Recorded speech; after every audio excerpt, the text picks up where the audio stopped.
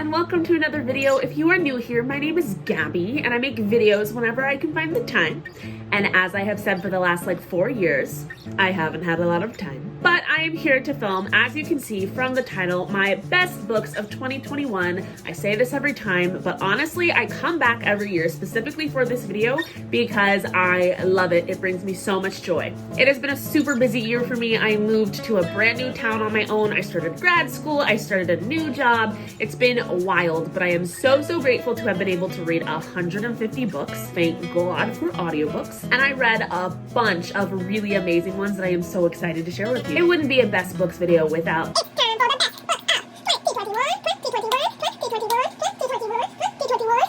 Without further ado, let's get into it because I am so excited to share these books with you. I will be talking about the books in the order that I read them because it is way too hard for me to order them any further. The first book that I read this year that completely blew me away was The Vanishing Half by Britt Bennett. Everyone was talking about this book and I thoroughly did my best to avoid it for a while. I don't know what it is about me, but when I see something that's really popular, I try to run away from it because I'm afraid that if I don't like it, I'm going against the culture or something, which I don't know where that's coming from. Vanishing Half follows a pair of twin sisters who are Black, but they grew up in an area where a lot of the Black people are very light-skinned, and we follow them where one sister lives in the town that they grew up as a Black person, and the other sister moves away and lives as a white person. And we get to follow them and their stories, and then also their children. And so it's a little bit of a generational saga, and oh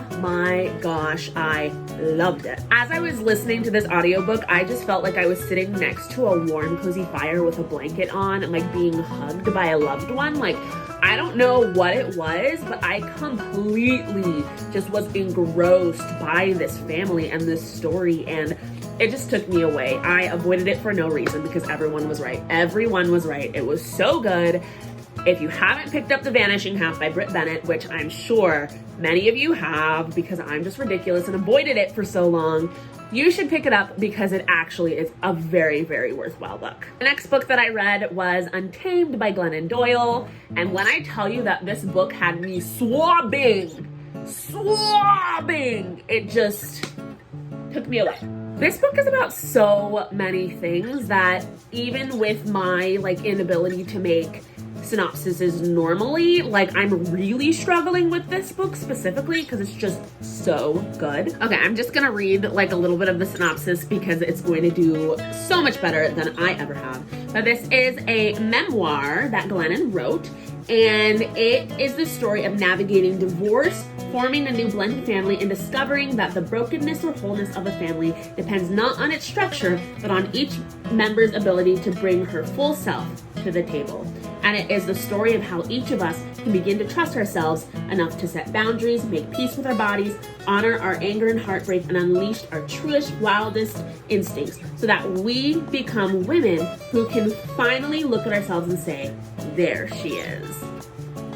I've recommended this book to a few people in my life, and my sister and my mom completely loved it. And then other people in my life were like, oh, what is this book? And so I don't know if it's just me and the specific life experiences that I have experienced that are very close to Glennon's, but this book just hit different with me. It just hit different, and I was like, okay, that's fine, that's fine. I grew up in a really toxically religious community, and Glennon did as well, and she goes through a lot of having to unpack that as a queer woman. And myself as a queer woman, seeing this and reading this book, it was just so good. Talk to me about it if you read it, because The next book that blew me away was 3 Keys by Kelly Yang. I had Front Desk, the first book in this series, in my best books last year, and this book just followed along the suit. It was beautiful. As a 5th grade teacher, I read a lot of middle grade, and I try to find books that are going to help my students understand perspectives that both mirror their identities and allow them to see windows into identities and experiences that they themselves haven't experienced. And this book does such a good job of showing immigration, bias, xenophobia, and racism from a child's perspective that I just want every single kid to experience these stories, because it is either going to be a mirror or a window, and it's just going to like, I read the first book, Front Desk, with my 4th grade class last year, and they loved it so much. And being able to see the representation that was in that book for some of my Asian students was just so fulfilling. And all of the students in my classroom loved it, because it's just these books are just so amazing. I cannot wait to read the 3rd book, and I am sure that it will be on my best books of 2022. The next book fully took me out. It is Mediocre: The Dangerous Legacy of White Male America by Ijoma Ulowu. Ijoma Ulowu was on my best books of 2021 with So You Want to Talk About Race. Such a different book, dealing with a very different topic, but also very, very important. In this book, Ijoma Ulowu really looks at how white men in America are socialized, and how some of the terrorist attacks that we have seen perpetuated by white men in our society can be traced back to the way that white men specifically are raised and cultivated in our country. And reading this book was just it was mind-blowing. I don't think that I have sat and thought so hard about the dynamics of our social structure, specifically when it comes to white men, in such a deep way as I did with this book. It is definitely a conversation starter. It is definitely not an easy read, especially if some of your identities intersect with the identities that she's talking about. But I think that it is definitely a worthwhile read, and something that way more people should read, because I think that to change the patterns that we have in our country, we really need to look at them and study them. And this book does a really, really wonderful job of helping with that. The next book that I am so excited about is Clean Getaway by Nick Stone. Clean Getaway is about an 11-year-old boy named Scoob who goes on an unplanned road trip with his white grandmother through the South. And grandma has something that's not really there with her, and we're not quite sure what's going on. And she was married to a black man, and she's reminiscing about all of the really disgusting and gross stuff that she had to go through with her husband, Scoob's grandpa, throughout the time that they were together. And grandma's actively trying to get Scoob not to make any contact with his father, who's super, super worried about it. And when I tell you that the twist in this book literally laid me out for a day and a half. I was clutching onto my ears as I'm listening to the audiobook, because I wanted more, but that's not really how headphones work. This book just does such a wonderful job with the storytelling. Nick Stone, she's a goddess. I can't even explain how much this book just looks into our disgusting history as the United States, and into looking at someone who lived through that and is dealing with the repercussions of the things that they've done or the things that they've seen that were really disgusting. And for it to be a children's book makes me even more excited, because I'm a big proponent of having hard-hitting conversations with kids, because if we don't have those conversations, we're just going to continue to repeat our patterns. And so I think that this book is a really, really wonderful book to have in any classroom library, or any library in general. Just pick it up. It's amazing. Ugh, so good. The next book that I read was with my anti-racist book club that I co-founded at my last school, and it is Cast: The Origins of Our Discontent by Isabella Wilkerson.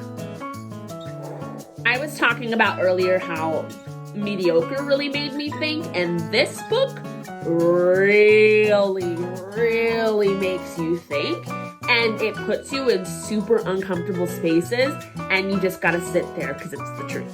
This book, it is one of the most beautifully written nonfiction books that I've ever read. It reads like fiction, and at the beginning, she has all of these analogies about our country being a house, and if the foundation is rotten, the things that you build on top of it, even if beautiful, are going to completely not be okay.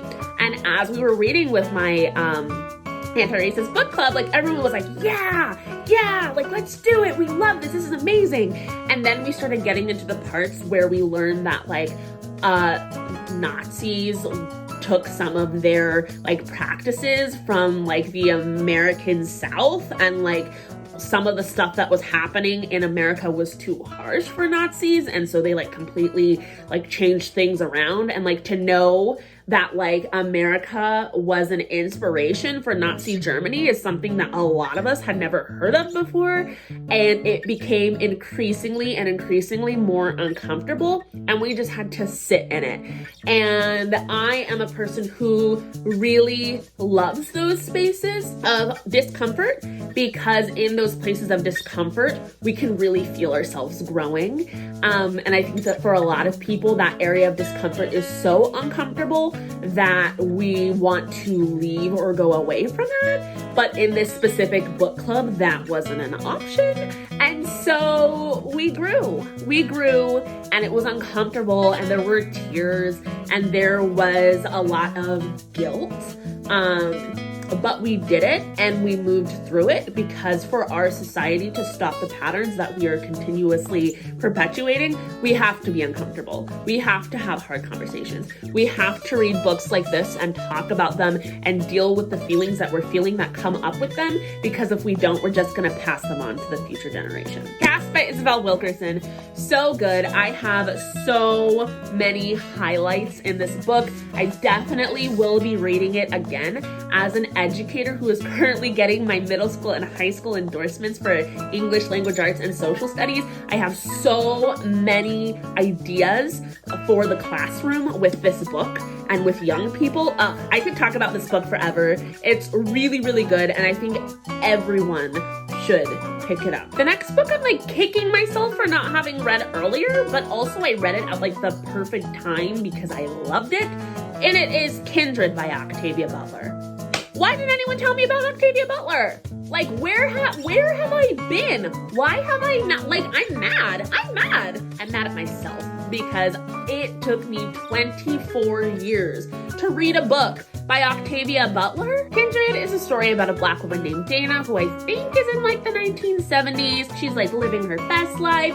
And then one day she gets transported back to the antebellum South. And she's like around this little boy named Rufus. And we find out that every single time this little boy, or like boy who we follow throughout his life, named Rufus, gets hurt, Dana gets transported back. And the timelines are completely different. So like 2 months in that time is like 30 seconds in present time. And like we just get to follow it. And when I tell you, I could not put this book down. Like I'm getting like, I'm getting so excited about it again because it's so good. And I really don't know why it took me so long to read this book. I don't know. I'm a huge Octavia Butler fan, and I just like loved this book. Everyone should read it who has not, because it's just amazing. Next book is a graphic novel, Pumpkinheads by Rowell. Rowell just, I love her. Pumpkinheads is this book about these two teenagers who work at like a pumpkin patch. And it's the last year that they'll be able to do that because they're going to college, and like they just go on like this adventure, and it's cute. And like I don't get to see very many like plus size Black women in graphic novels. I loved it. So cute. I think that everyone should read it. We Want to Do More Than Survive: Abolitionist Teaching and the Pursuit of Educational Freedom by Bettina L. Love. I am currently in grad school at the University of Oregon, and the philosophy of my program is very much an abolitionist teaching philosophy that is based on this idea that Bettina Love like cultivated. I have read this book twice this year, actually, once by myself after I saw Bettina Love at a digital conference, and then again with a couple of my classmates because we were just loving learning about it in class and we wanted to read the book together. Bettina Love just has a really lovely and beautiful way of deconstructing our disgusting educational system, and like also wholeheartely believing that we can fix it. And so like, oh my god, I cannot like explain this book enough, because it's just it's good. If you're an educator, if you're not an educator, read this book. It just It makes me proud to be an educator, and as a Black woman who's in education with locks, Bettina Love, who is a Black woman who is in education with locks, is like my hero. I love her, and read the book. Just read it. The next book that I read is What Happened to You? Conversations on Trauma, Resilience, and Healing by Bruce D. Perry and Oprah Winfrey. This book is really just a look into trauma and like how our society like looks at it. Oftentimes we'll ask what's wrong with you with people, and this book is making the argument that we should ask what happened to you instead. I think that this book is legendary and amazing, and just really gave me a really wonderful perspective on trauma. As an educator, I am constantly thinking about the trauma that my students are going through, that my coworkers are going through, that we are going through as a country, as a world. And with COVID-19, we've been going through a lot of that. And so this book just really helped me like think about this in a new way and unpack it a little bit more, and has definitely aided me as an educator, as a person, as a friend. I think it's a really, really wonderful book, and I think that it is definitely worth the read. The next book, I was not necessarily surprised, but I was surprised at the same time. The Anthropocene Reviewed by John Green. There are certain books that he writes that I'm like my favorites of my life, and then there are other books that I'm just like, what are you doing? I don't understand it. And so I wasn't quite sure what to expect with this one because it's nonfiction. I really enjoy nonfiction these days, but I wasn't sure if I was going to enjoy John Green's nonfiction, and I did. John Green in this book reviews a whole bunch of different things in life and like gives them a star rating, which I find like really, really interesting. And I like was sobbing after listening to this first chapter, like on my way to work, just crying. I think I definitely recommend the audiobook for this book because it's just so John Green reading his own words, beautiful. It's great. Everyone should read this book. Those are all of the books that I wanted to share in my best books of 2021. Pretty please, if you made a best books of 2021 video, please put those down in the comments below. I will also put down in the doobly-doo my Goodreads year in books, so then if you want to see all 150 books and the reviews that I wrote for them, you can look through that. I cannot believe that it is almost 2022. That is wild to me. I hope that you had a wonderful holiday season, and I will see you in the new year. Bye.